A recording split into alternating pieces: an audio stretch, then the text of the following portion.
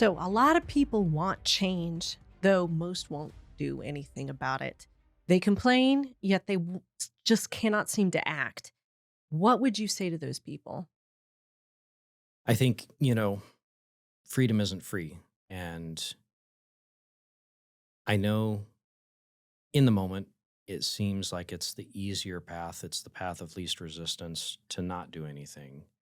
But think about the future that you're creating for the next generation. Think about how much worse things will be 5 years from now if you don't take a stand now. And we saw this with the vaccines. People were like, "Oh, it's just one shot. I'm going to do this to save my job."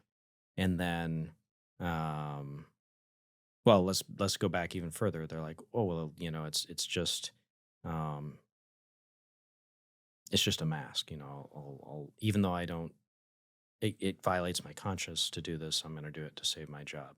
And then the vaccines came along, and they're like, "Well, I'll just get the shot to save my job." And then the boosters came along, and they're like, "Well, I'll just get the booster so I can save my job."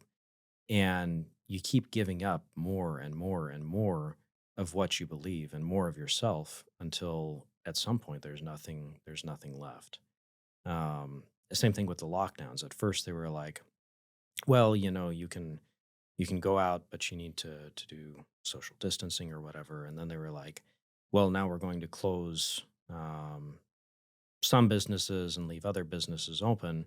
And then in some places, like I don't know if we ever saw this here in the U.S., but certainly in other countries, there were they started to put into place curfews. You're only allowed to go out during these certain hours or during these certain days, or you're only allowed to go out if you have a pass, or you're only allowed to go out if you have a vaccine passport. And so when the worst tyranny is the tyranny that's carried out believing that it's being done for the good of the people.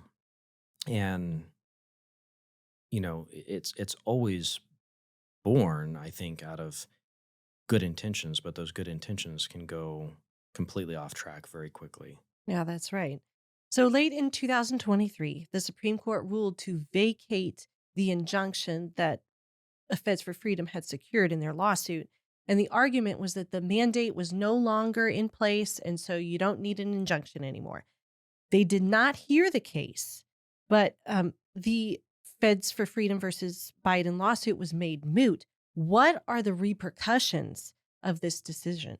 We're still pursuing that case in the lower courts for now. There is still an opportunity for the lower courts to weigh in and decide whether or not the decisions made by the lower courts will stand and potentially be able to be used as case law in future cases.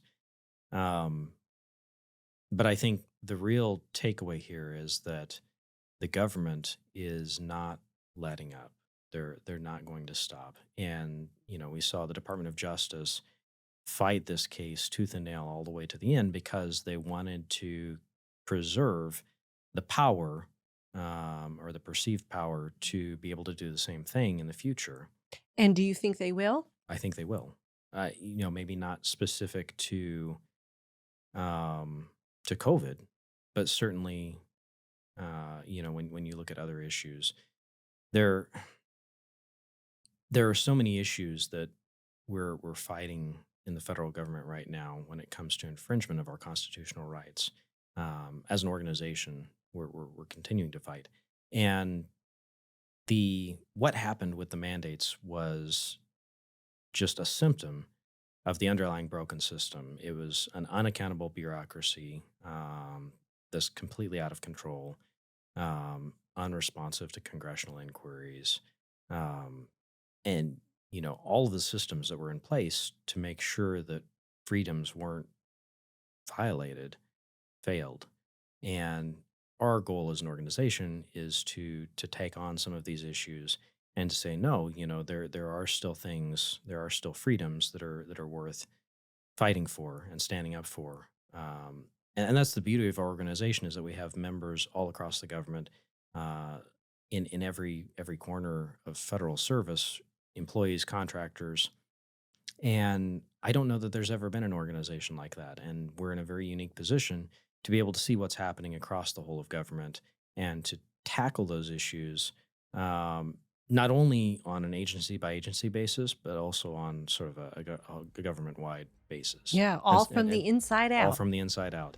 And so, you have hundreds of organizations that are seeking to reform the government or to promote good governance from the outside in. Um, we're unique in that we're the only ones fighting from the inside out.